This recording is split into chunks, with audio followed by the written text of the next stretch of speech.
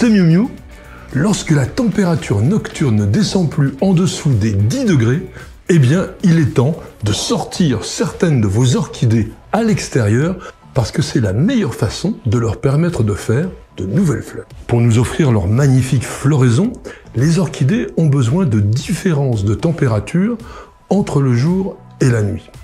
C'est un des phénomènes qui permet l'induction du bouton floral.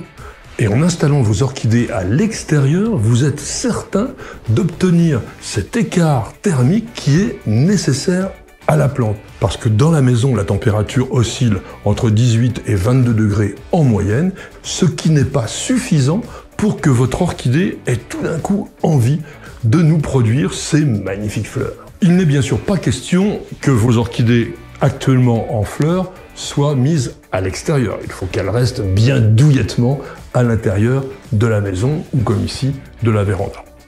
Maintenant, où placer les orchidées dehors? Eh bien, jamais en plein soleil direct, ou du moins que le matin. Il faut que le soleil soit doux. La plante n'a pas l'habitude d'être exposée à des rayons extrêmement agressifs.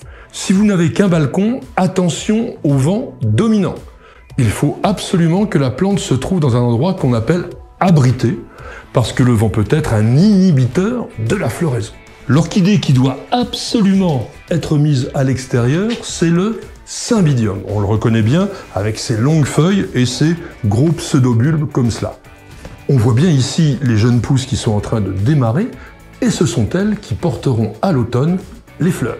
Si vous avez la chance d'avoir un jardin avec un arbre feuillu, attention, un conifère fait de l'ombre trop dense, eh bien nous allons placer notre potée de cymbidium au pied de cet arbre et ça sera parfait.